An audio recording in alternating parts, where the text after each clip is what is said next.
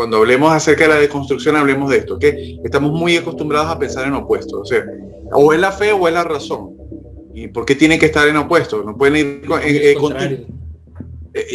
pues sí, y a las espaldas. Y esto no es cierto. Suscríbete a este canal.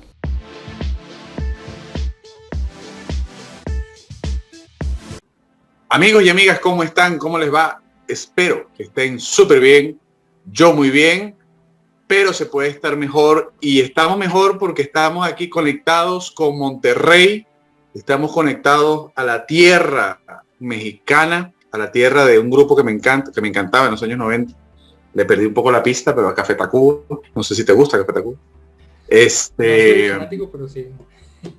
Sí, que uno tiene que escuchar en el acervo musical de uno hispanoamericano, tiene que conocer Café Tacuba.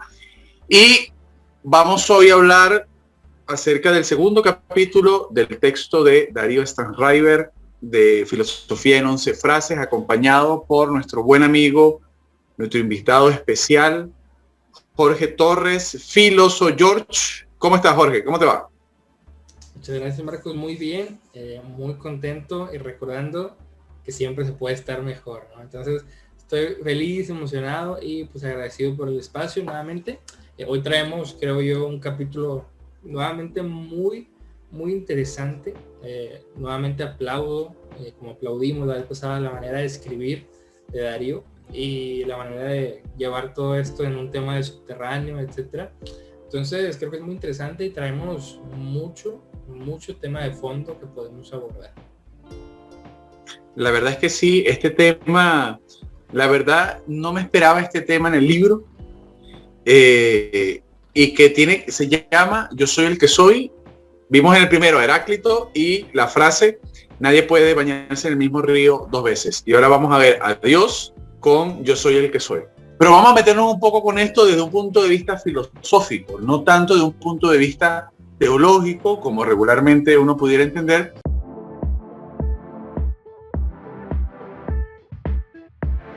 Y este capítulo, Jorge, Darío, de una manera muy interesante, de una manera expresada, de un relato muy cotidiano, muy de la calle, acabo de ver a Martín muerto, y que me presenta, digamos, las reflexiones acerca de la identidad, pero la identidad de un punto de vista de lo que soy y qué es el ser, y quién es el ser. La verdad es que Darío nos va llevando con una escritura que no sabes bien si se está hablando a sí mismo, si te lo está contando a vos. O sea, es muy interesante porque la forma en cómo está escrito el texto, como dijimos en el primer video, para las personas que quieren acercarse a la filosofía, a mí me parece un texto genial, porque no es para nada denso, sí puede ser extenso, pero es porque se mantiene, digamos, un constante diálogo, ya sea con él mismo, ya sea con las personas que, digamos, se encuentran con él, porque el libro está escrito en primera persona, y que le van sucediendo cosas, y que con esas cosas que le van sucediendo va planteando reflexiones que van, digamos, de la mano un poco, a veces no, a veces él va, digamos, trayendo, y que vuelve a aterrizar otra vez a lo que está sucediendo. En esta ocasión nos conseguimos con un personaje muerto en el relato, y que se desemboca qué es lo que está pasando. Los policías llegan a ver qué es lo que está sucediendo, y él va describiendo un poco lo que va sucediendo con Martín, que es nuestro personaje, digamos, secundario en la obra, y que Martín nos da la pauta, o le da la pauta a Darío para recordar, a partir de preguntarse quién es el muerto, ¿verdad? Ese quién es, ese ser, quién es ese muerto, comienza a recordar el planteamiento del ser y de quién soy. Obviamente, digamos, el personaje principal en esto, en la antigüedad, tenía que ser Dios, ¿verdad? El Éxodo, estamos ubicados, hace un diálogo con el Éxodo, que por cierto, me gustaría saber, yo sé que Darío, porque lo ha comentado en los videos de Facultad Libre, que él dio clases, ha dado clases o sigue dando clases, esto sí no lo tengo claro, en los estudios hebraicos. Por el apellido uno pensaría que yo no lo he visto decirlo, pero me parece que Darío puede tener, digamos, un linaje judío. Yo no he visto de dónde es el apellido de él, por ejemplo, si es polaco, si no sé. Pero no recuerdo ahorita si lo mencionó en el video. Y que, digamos, sí me llamó mucho la atención que des clases en temas de hebraicos. Entonces me hace pensar, digamos, que si bien es cierto, no es judío, o judío no practicante, porque para ser judío tienes que nacer de una judía. Es decir, el linaje viene por la mujer. Entonces puede ser un judío no practicante o ser un estudioso del tema, porque incluso cuando habla del Génesis, incluso mete cuestiones cabalísticas, mete ahí alguna cuestión interesante del esoterismo judío o del gnosticismo judío o hebreo, digamos. Me parece un texto genial que me llamaron dos cosas mucho la atención. La primera es que, hablando del ser, Jorge, yo no sé si te dio la misma sensación, yo estaba esperando que metiera Heidegger por algún lado, pero nunca lo nombró. Y lo otro era que me parece que él ahondó en el término hebreo de yo soy el que soy, que me parece muy acertado que él, digamos, haga una crítica a la traducción en español, porque lo que dice en hebreo no es lo que nos muestran a nosotros en la Biblia, en el Éxodo. Es decir, lo que le dijo Jehová a Moisés no es yo soy el que soy, ¿verdad? Que en hebreo es Ejie, Hasher Ejie, yo soy el que fui, yo soy el que soy y yo soy el que seré. Pero que no se puede decir en español porque no tienes cómo decirlo los tres tiempos al mismo tiempo, ¿verdad? No hay en español una frase que tú puedas englobar que yo fui, soy y seré al mismo tiempo. Y que incluso hace muchos años leyendo acerca de esto, había leído un texto donde explicaban que incluso en hebreo, Jorge, estaba escrito, no es que estaba mal escrito, sino que estaba escrito en una forma temporal para poder hacer un error, para poder decir el tema de los tres tiempos, ¿verdad? No sé si, como dicen los costarricenses, como dicen acá, no sé si me estoy haciendo bolas o estoy haciéndole bolas al espectador, a nuestra audiencia, es decir, que si me estoy enrollando mucho. Pero bueno, tuve esas dos curiosidades de que nunca mencionó a Heidegger, ¿verdad? Lo esperaba ahí con ansias, y que además diera una traducción y diera un sentido de esa. A mí me gustó mucho. La verdad es que me gustó muchísimo el tema de él, de la corrección de yo seré el que seré, y describirlo como apertura. Dios no como un Dios cerrado, como regularmente nosotros tenemos en el ADN, el Dios absoluto, el Dios que es, que lo es todo, sino más bien como un Dios siempre arrojado, por eso pensaba que iba a hablar de Heidegger, siempre arrojado hacia el proyecto, ¿verdad? Siempre arrojado hacia el futuro, siempre yendo, siempre en el devenir. Entonces, en este sentido, Jorge, te quería preguntar,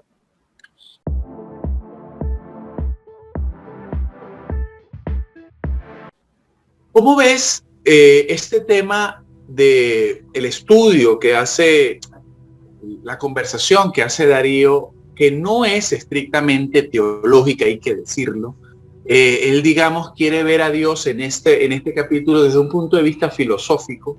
Pero ¿qué diferencia, Jorge, hay entre ver a Dios desde la disciplina teológica y verlo desde la disciplina filosófica? Porque hay que decir que durante muchísimos siglos, muchos filósofos eran cristianos.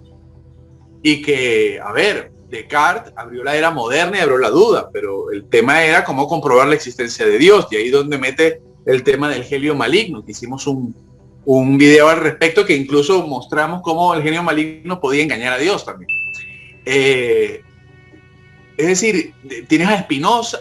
Spinoza era un convertido, si mal no recuerdo, era un judío convertido, Pero tienes a otro, a Kant. ¿Verdad? Kant hace la crítica a la razón pura para explicar que después del camino se dio cuenta que no podía.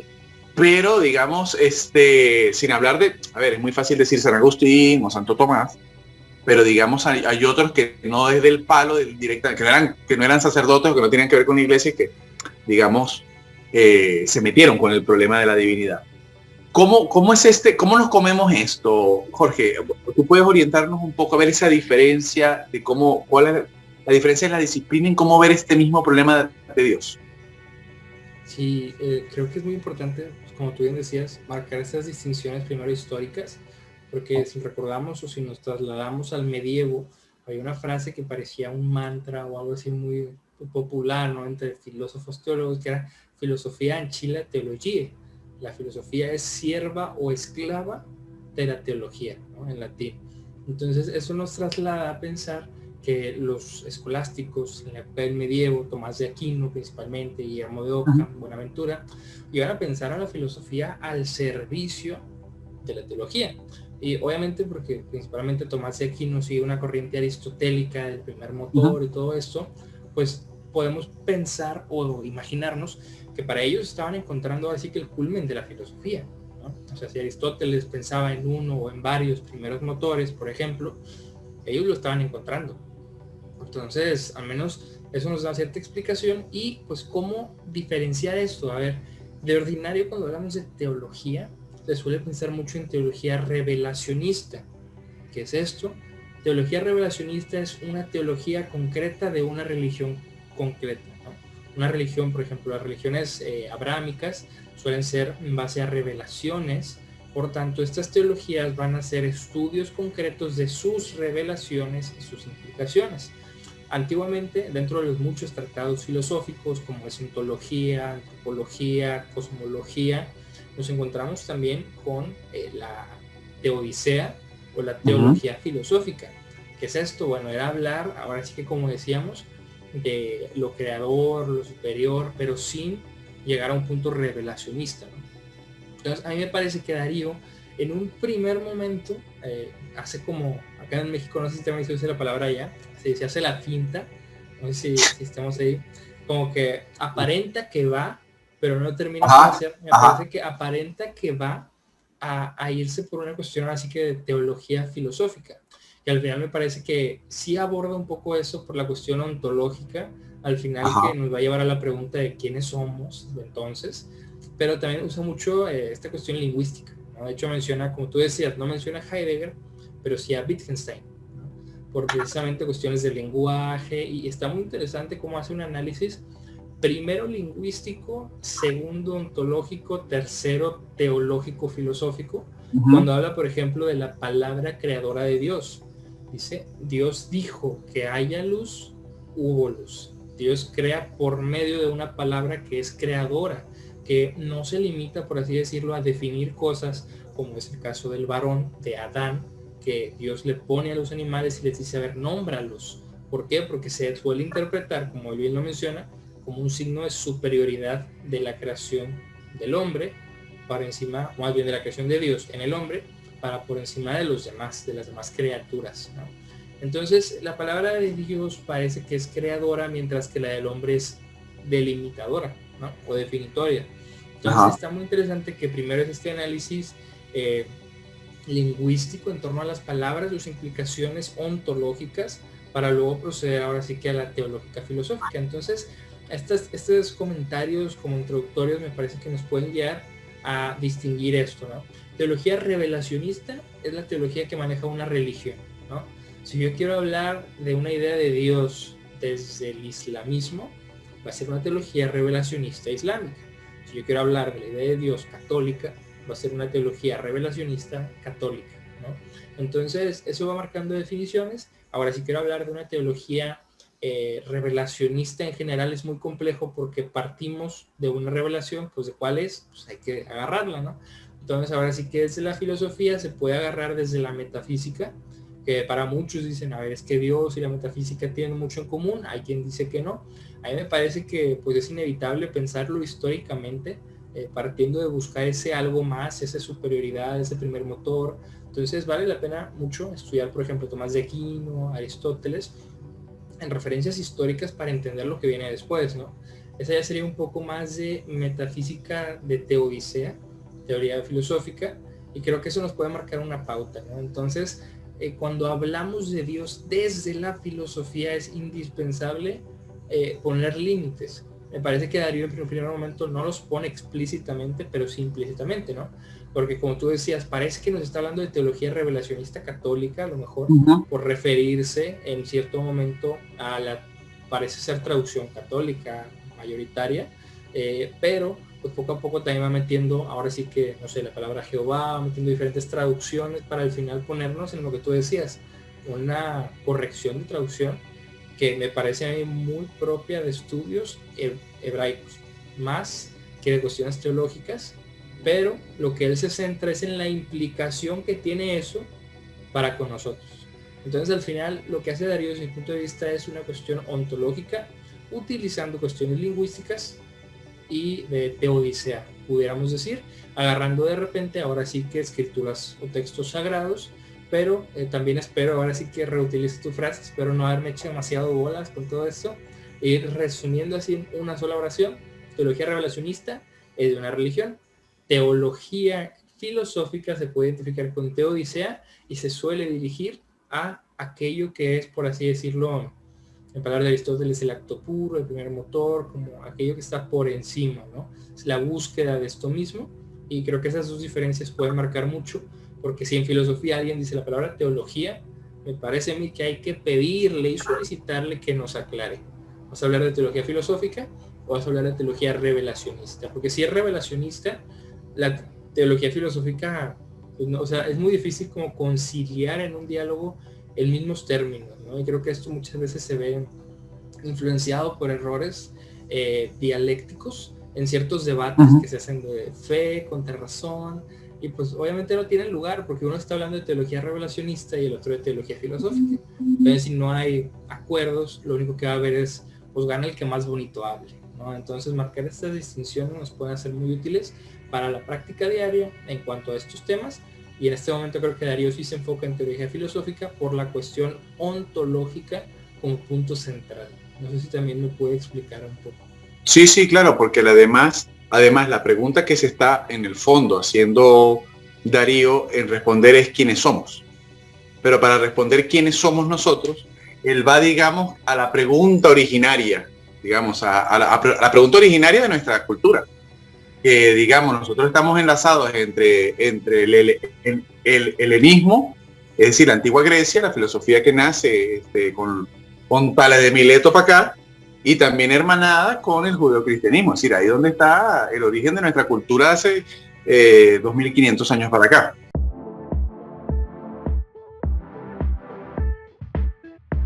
Fíjate que la primera vez que yo escuché a Darío, que he escuchado a Darío, no sé por qué digo escuchado porque lo leí en el libro, pero no lo he escuchado hablar de Wittgenstein y vino a ser en este texto. ¿Okay? Me gustaría que en algún momento, Darío, si estás viendo esto, por favor, pégate ahí alguna clase de Wittgenstein, me gustaría verte hablando de Wittgenstein, que no hay, no, tú has escuchado, Jorge, que hay dos Wittgenstein, que es el Wittgenstein de Tractatus, que el Wittgenstein de investigaciones filosóficas. Pues tenemos un video en el canal donde desmentimos esto, no existen dos Wittgenstein. Lo que pasa es que en el medio están las observaciones filosóficas, que es un texto que casi no se conoce de él, y se puede ver más bien una maduración, no un corte que haga el primero y el segundo. Pero bueno. No como una negación, sino como... Sí, exactamente, como una maduración. Es importante decir esto, rescatar que San Agustín de Hipona, o San Agustín, toma a Platón, siglo V, si mal no recuerdo, toma a Platón y casi 10 siglos después, Tomás de Aquino, o Santo Tomás, toma a Aristóteles. O sea, uno toma el tema del idealismo y el otro toma el tema ya más de la razón, del tema de la ciencia. Y fíjate que con esto de la teodicea, a mí me llama mucho la atención, porque a mí siempre me ha llamado esta frase de Leibniz de el mejor mundo posible es este. de todos los mundos posibles, este tiene que ser el mejor, ¿verdad? Que incluso hicimos un diálogo con esta frase y la serie Stranger Things, del otro, por el mundo del revés, ¿verdad? Entonces, como el mundo del revés es el peor mundo posible. Hay mucha gente que menciona a Dios con respecto al tema de la metafísica, como tú dices, y yo creo que dos cosas con respecto a eso, de lo que decías. Creo que las cosas más importantes para nuestra vida todas son metafísicas. O sea, a lo que ver usted que nos está viendo, mi querida audiencia, mi querido amigo, mi querida amiga, lo que más le importa a usted es de orden metafísico, porque el amor es algo metafísico, la libertad es algo metafísico, es decir, los problemas fundamentales de nuestra vida, las cosas que verdaderamente nos importan, no son físicas, porque ¿dónde está el amor? ¿Verdad? Es decir, son cuestiones que van mucho más allá, inclusive el tema divino, porque fíjate que siempre decimos Dios, pero se nos olvida que también podemos pensar lo divino. Sócrates decía, y sí decía porque no escribió nada, el filósofo no es Dios, más es divino. Y no deja de ser muy curioso esto que decía Sócrates. Y algo que Darío rescata muchísimo y que, digamos, los papás del tema hermenéutico, del tema interpretativo, son los judíos. En nuestra cultura occidental son los judíos, y por ahí él siempre habla, digamos, hace una apertura o un diálogo entre el tema judío, el tema hebraico y el tema de la deconstrucción, le encanta este tema, por el tema de la hermenéutica, porque la hermenéutica, a pesar de que, digamos, una palabra que a todo el mundo le asusta, ¿verdad? Tú quieres matar a alguien de un susto, decirle epistemología o decirle hermenéutica. O sea, cualquiera de las dos frases tú matas a alguien de un susto. Y hermenéutica es interpretar, no es otra cosa que eso. Y que en teología es exégesis. Y la epistemología, ya que atraviesa el caballo, tiene que ver con el tema del conocimiento. Cómo conocemos, podemos conocer, cómo conocemos la realidad, cómo conocemos la verdad.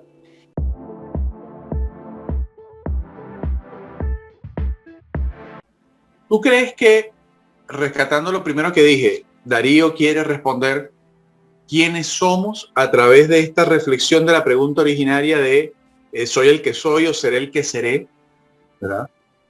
¿Crees que Darío da alguna respuesta con respecto, en este capítulo, con respecto a esta pregunta? Es decir, ¿qué nos muestra Darío con la pregunta ¿quién soy realmente? No lo que soy. Esta es otra cosa y a veces confundimos el quién soy con lo que soy. Porque porque lo que queda claro en el texto es que Marcos o Jorge no responde, digamos, la totalidad de quién soy. Y tampoco decir quién eres. No es que yo soy filósofo o soy arquitecto o en fin, o youtuber o instagramer. Eso no te estoy preguntando lo que, sino quién, ¿verdad? El quién. Entonces, ¿qué nos dice Darío con respecto a cómo trata de responder en el texto esta pregunta? Yo creo, y al menos ateniéndome a las especificaciones de la pregunta sobre si lo contesta en este capítulo, me parece que siendo fiel a su estilo, lo que nos responde es una apertura al pensamiento. Uh-huh. Y quiero rescatar precisamente cuando habla él sobre este libro en general, nos explica, recuerdo haber visto una entrevista suya, donde dice que una buena frase tiene la intención de provocar el pensamiento, ¿no? Provocar, claro. No de originar, al menos así lo entendí yo, no es un provoco que origino, sino un provoca que reta, ¿no? Te provoco. Entonces, creo que todo esto lo va haciendo durante el capítulo y no solo al final, porque, a ver, en cierto punto, como tú decías, lo del nombre, ¿no? Primero va diciendo, tiene cara de Juan, ¿no? Porque si no han leído el capítulo, va marcando, primero ve a la persona muerta y dice, tiene cara de Juan. Juan, ¿qué significa? Como que el don de Dios, cosas similares. va haciendo un repaso sobre Johannes. Isaac, sobre la risa, ajá. Va marcando todo esto y va marcando la importancia que tiene para el judaísmo el nombre, sobre todo en el Antiguo Testamento, porque el nombre dice algo. Ahora, esto más adelante va a tener mucho que ver, por ejemplo, y no tanto que ver, pero sí algo que ver con la cuestión del esencialismo, ¿no? Que si tenemos algo que nos hace ser nosotros, ¿dónde está ese algo? Se puede conocer. Sabemos que más adelante viene conócete a ti mismo. Y a ver, toda esta cuestión de la identidad tiene un papel fundamental en la filosofía y Darío la demuestra cuando habla de lo propio y de lo impropio del nombre. Porque dice, por ejemplo, que es Martín, el nombre es algo propio, suyo, es un nombre propio, pero al final hay muchos Martínez. Entonces dice, ¿qué hace que esos Martínez sean diferentes? Pues porque es su propio, pero al final es lo más propio que tenemos, porque si nos fijamos es con lo primero que se nos enseña, ¿no? Tú eres tu nombre, así se nos va enseñando a crecer para que nos identifiquemos con una palabra y que podamos responder ante las autoridades que son estos padres cuidadores. Entonces el niño va creciendo y lo primero que el padre quiere que sepa, al menos en general, y obviamente hablando desde no tener hijos, es como su posición, primero tienes que saber tu nombre porque luego, no sé, está el niño ahí y vas a decir, a ver, dices el nombre y si no me hace caso, pues ¿qué va a pasar, no? O sea, cualquiera lo puede nombrar y Darío menciona que algo muy interesante es que cuando no hay un nombre se suele pensar que somos simplemente una masa de materia, de forma, de órganos. El nombre dota cierta identidad, pero ahí cabe la pregunta, ¿lo hace verdaderamente o es una convención? Y luego marca qué es lo más propio pero impropio, porque sí, es lo primero que tenemos, pero no lo elegimos, ¿ya? O sea, es impuesto por alguien más. ¿Quién lo impone? ¿Por qué lo impone? Lo impone porque está marcando un camino, inclusive con Martín. Dice Martín, como Marte, el dios de la guerra. Martín acaba de perder una guerra, por eso está muerto. Entonces, pues todo esto creo que no nos va a responder, porque algo nuevamente muy propio de Darío, que lo recalca mucho, es que la filosofía problematiza y que no da respuestas, sino que marca más preguntas. Entonces me parece que su intención sí la cumple, pero no es tanto respondernos quiénes somos, sino al final precisamente con la corrección de no es que soy el que soy, sino soy el que seré o seré el que seré, por así decirlo, marca una apertura. Me parece que lo pudiéramos interpretar hermenéuticamente como un traslado ontológico hacia nuestra propia persona. A ver, como bien decíamos, no menciona Heidegger, pero pues es algo muy propio en él. Entonces, si estamos arrojados en cierta forma y luego más adelante tenemos a Sartre, todo esto de que la esencia es la libertad, entonces, pues bueno, me parece a mí que nos va dejando sí una apertura, pero no una apertura que responde. O sea, no, a menos de mi perspectiva no nos está diciendo somos apertura y seamos lo que queramos, porque al mismo tiempo, recordando el capítulo anterior, al final dice, sí, todo cambia, pero hay parámetros, ¿no? Porque de lo contrario, todo sería absurdo. Entonces me parece que deja algo similar en cuestión a la identidad propia e inclusive la cuestión de Dios, porque pues esto es indispensable en nuestra vida, en introspección, cuestionar todo esto de dónde venimos, por qué pasar de la nada al ser. Esto lo mencioné también en uno de sus videos de Facultad Libre, que es ahí donde entra la relevancia de Dios, ¿no? O sea, porque el paso del ser a la nada lo tenemos claro, morimos, pero ¿por qué de la nada al ser? ¿En qué momento? ¿Quién? ¿Por qué? ¿Cómo? Entonces, si será el que será, Dios será el que seré, ¿qué implica esto? Entonces me parece que no nos responde de manera que uno esperaría en base a la respuesta. No me dice tú eres esto, pero sí cumple su propósito de provocar el pensamiento y creo yo, al menos, desde donde alcanzo a entender, que sí rompe un poco la cuestión de la identidad nombre directa, pero no del todo. O sea, hace algo que él llama pues de construcción en su propia definición de construcción, que más adelante hablaremos de eso, pero creo que sí responde en base a sus criterios. Fíjate que él siempre hace la aseveración de que la filosofía es más el arte de preguntar que el arte de responder. Esto yo no lo voy a contradecir, pero digamos la filosofía tampoco se queda siempre en la pregunta.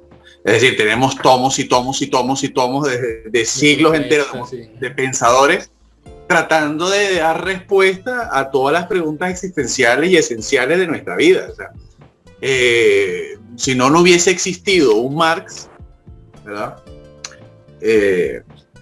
Diciendo, bueno, basta de interpretar el mundo, transformémoslo. Vamos a cambiarlo, ¿no? bueno, creo que bueno, podemos también transformarlo en describiéndolo también, ¿verdad? O sea, una cosa, pero es que el problema es, cuando hablemos acerca de la deconstrucción, hablemos de esto, que estamos muy acostumbrados a pensar en opuestos, o sea, o es la fe o es la razón.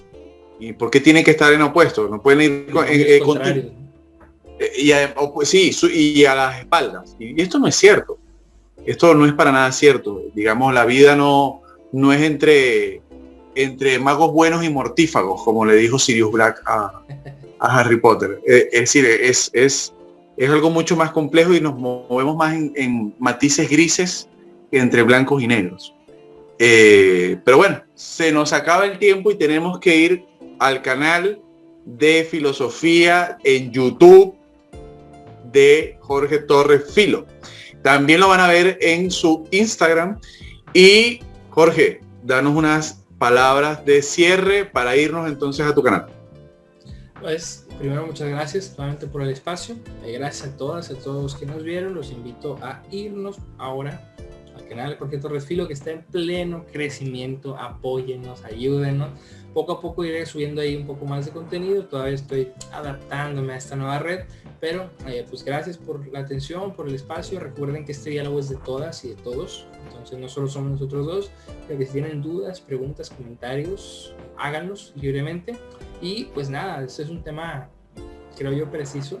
Muchas veces se nos va censurando la propia pregunta de quiénes somos, porque conforme pasan los años se presupone que sabemos quiénes somos, y que más que eso, que tenemos ya responsabilidades, obligaciones para con la sociedad y con nosotros mismos y los nuestros.